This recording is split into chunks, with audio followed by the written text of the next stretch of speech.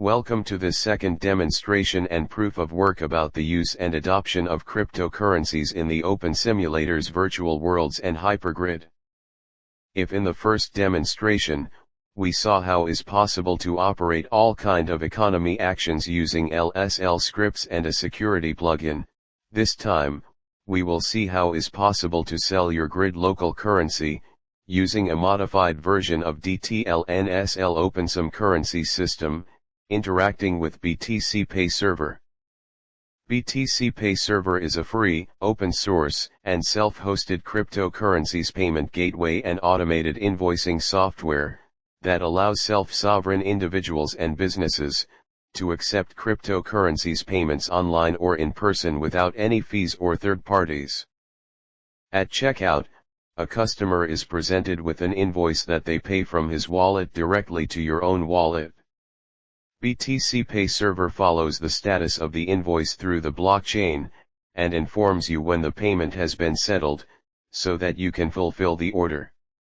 It also takes care of payment refunding, invoices and cryptocurrencies management alongside plenty of other features.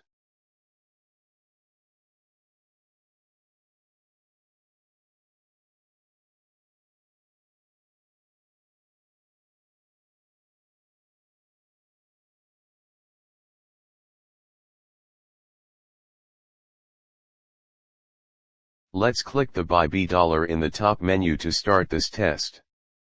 So, when you introduce an amount to buy, the system calculate the price in fiat and request the rate from BTCPay, based on your config.php settings. The result of this calculations is displayed under the amount field, in fiat, and its equivalent in cryptocurrency.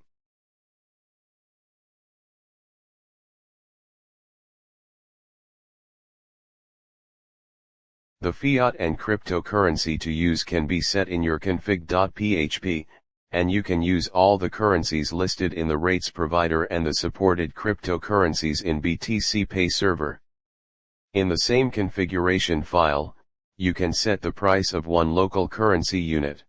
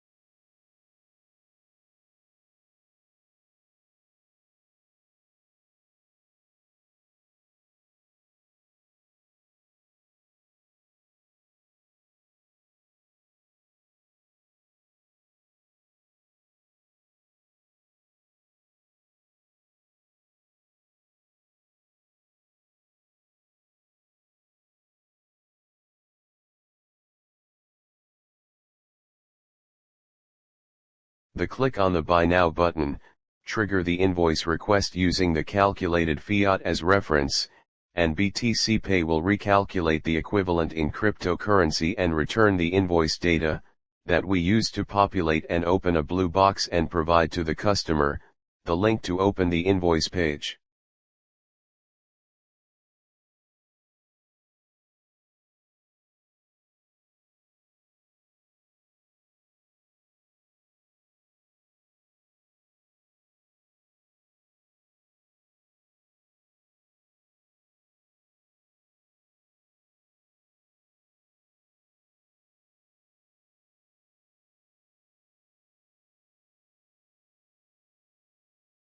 For security reasons, an avatar cannot request another invoice while she or he have an invoice waiting a payment, and have to pay or wait the expiration of the current invoice, to be able to buy again.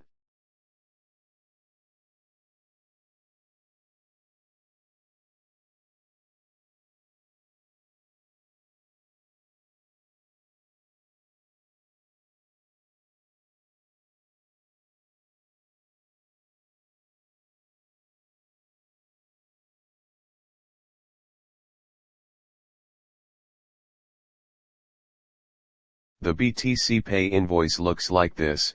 In the top side, you have an information zone that the buyer can expand, to get the payment amount and the exchange rates.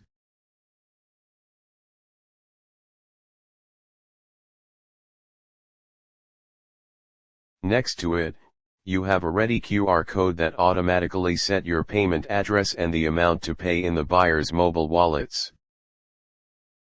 Under it, you have a button to automatically opens the buyer's desktop wallet, ready to send the payment. The buyer can also manually copy and paste the payment data under the Copy tab.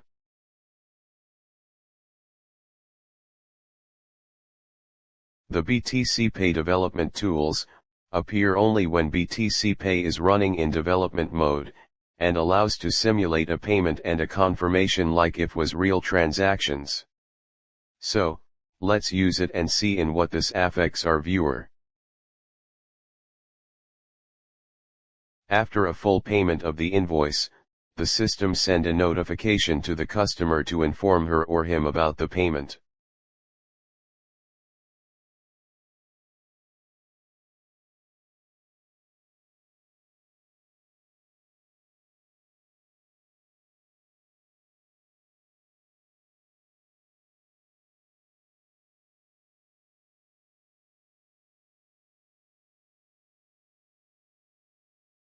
And after the confirmation of the peers, the system deliver the purchased amount of the local currency.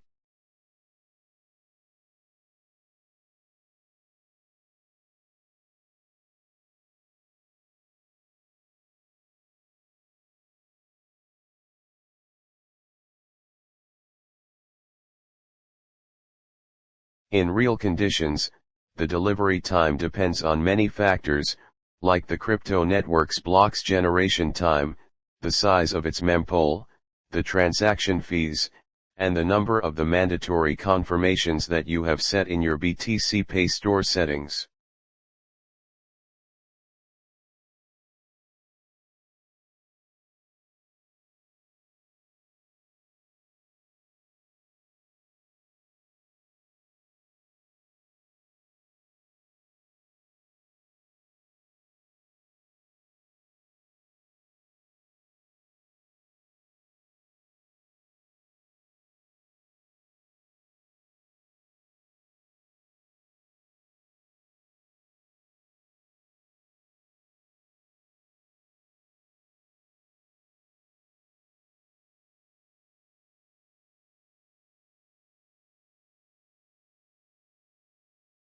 BTCPay server is pretty well documented, and the development team provides all kind of guides and video tutorials, that helps in the correct setups, installation, and use of your instance.